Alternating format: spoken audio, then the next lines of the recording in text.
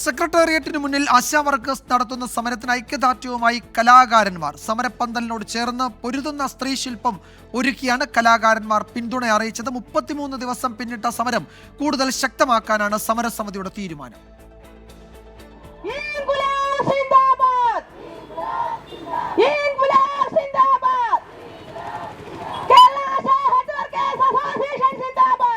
കഴിഞ്ഞ 33 ദിവസമായി അവകാശങ്ങൾക്ക് വേണ്ടി പൊരുതുന്ന ആശാ വർക്കേഴ്സിനെ പ്രതിനിധീകരിക്കുന്നതാണ് കലാസൃഷ്ടി.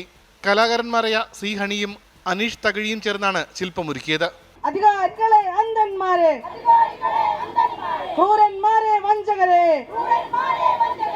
നിങ്ങൾക്കായി ശില്പം നിർമ്മിക്കാൻ കഴിഞ്ഞതിലുള്ള വളരെ വലിയ സന്തോഷമാണ്.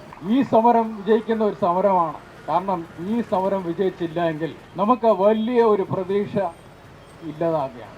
അതുകൊണ്ട് കേരള ജനതയ്ക്ക് ഈ സമരം, ഈ ന്യായയുക്തമായ സമരം വിജയിക്കേണ്ടത് ഒരാവശ്യമാണ്. കഴിഞ്ഞ ദിവസം ആറ്റുകാൽ പൊങ്കാലയ്ക്കൊപ്പം സങ്കട പൊങ്കാല അർപ്പിച്ച ആശമാർക്ക് വലിയ പിന്തുണയാണ് ലഭിച്ചത്. 17-ന് സെക്രട്ടേറിയറ്റ് ഉപരോധത്തോടെ സമരം ശക്തമാക്കാനാണ് ആലോചന.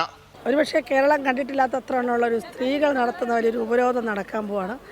മിനിമം ജീവിച്ചിരിക്കുവാനുള്ള കൂലിക്ക് വേണ്ടിയിട്ടാണ് ഈ സഹന സമരം നടത്തുന്നത്, ഒരു അതിജീവന സമരം നടത്തുന്നത്. അതുകൊണ്ട് തന്നെ 17-ാം തീയതിയിലെ പരിപാടി അത് ശക്തമായിരിക്കും. ഞങ്ങളെ പിന്തുണച്ച മുഴുവൻ ആളുകളോട് ഞങ്ങളത് അഭ്യർത്ഥിച്ചിട്ടുണ്ട്.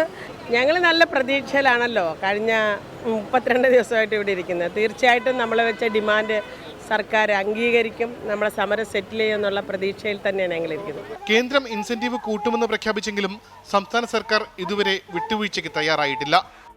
24 തിരുവനന്തപുരം.